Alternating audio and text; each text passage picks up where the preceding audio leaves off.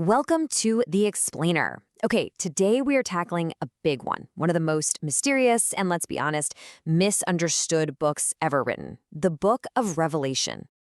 When you hear Revelation, you probably think of beasts, crazy battles, the end of the world, all that stuff. And yeah, it's got some frightening predictions and really complex symbols. But what if I told you its original message? Well, it might actually surprise you. So, let's dive in. All right, first things first. To even begin to understand Revelation, we have to figure out what kind of book we're dealing with. And here's the thing. It's not just one thing. So the author, a guy named John, he calls his book an apocalypse. Now, I know what you're thinking, disaster, end of the world. But the original Greek word apocalypsis, it literally just means an unveiling or a revelation.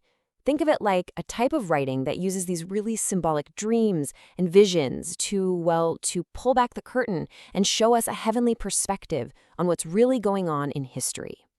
In fact, John is doing something pretty brilliant here. He's mixing together three different kinds of writing that his first readers would have totally recognized. It's an apocalypse, that symbolic vision we just talked about. It's also a prophecy, a word from God meant to warn or comfort people during a tough time. And get this, it's also a circular letter, a real letter that was sent around to 7 actual churches in what we now call Turkey. Okay, so once you know what it is, the next question is, how is this thing structured? And what's really cool is how John puts it all together. The key to cracking the whole book, believe it or not, comes down to one single number. So John, who's writing this while he's exiled on this tiny island called Patmos, he weaves the number 7 into everything. I mean, it's everywhere. And for him and his audience, 7 wasn't just a random number. It was a huge symbol of completeness, of wholeness, all tying back to the 7 days of creation in Genesis. It meant something was finished, perfect. And maybe the best way to picture the structure of the book is like a set of Russian nesting dolls. It's such a great analogy because John doesn't lay out God's judgment like a straight linear timeline. Instead, he gives us these repeating cycles that actually fit inside of each other. Here's how it works. First, you have the 7 seals being opened, which unleashes things like war, famine, and death. You've probably heard of the 4 horsemen. But when the 7th seal is opened, the story isn't over. No. Inside the 7th seal, you find the next cycle, the 7 trumpets. And guess what's inside the 7th trumpet? Yep, the final cycle, the 7 bowls of judgment. Each cycle is basically retelling the same story of judgment, but from a slightly different perspective. And it gets more intense each time. Okay, so now that we've kind of unlocked the structure, the central story of the book really starts to pop. And at its core, it's a cosmic showdown, a tale of 2 massively powerful opposing forces.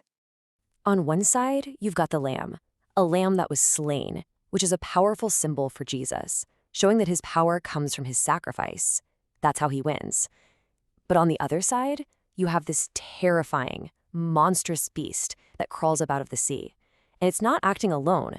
It's getting all its power from a great dragon, which the book identifies as Satan. This beast, with all its heads and horns, it's really a symbol for all the corrupt, rebellious human empires throughout history. The dragon gives it power and authority, and what does it do? It goes to war against God's people, demands that everyone worship it, and basically tricks the whole world into following it. So you can see where this is going, right? This massive conflict between the lamb and the beast, it's all building towards a single dramatic climax. Everything comes to a head here. All the forces of evil, symbolized by the kings of the earth, are drawn together by these demonic spirits for one last huge battle. And it happens at a place the book calls Armageddon. And this is the turning point. The entire corrupt world system, which John calls Babylon the Great, it finally comes crashing down. The beast and all its armies, they're totally defeated. And then comes the final judgment, where everyone stands before what's called the Great White Throne. And then an angel makes this huge announcement. Babylon has fallen. It's the definitive end of this rebellious world order that was built on pride and power.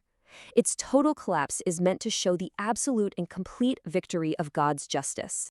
But here's what's so important and what a lot of people miss. Revelation doesn't just end with fire and judgment. No way. After all that climax and chaos, we get the resolution. And it's a message of incredible, profound hope and total renewal. So after that final judgment, the old world as we know it, everything marked by sin and death, it passes away.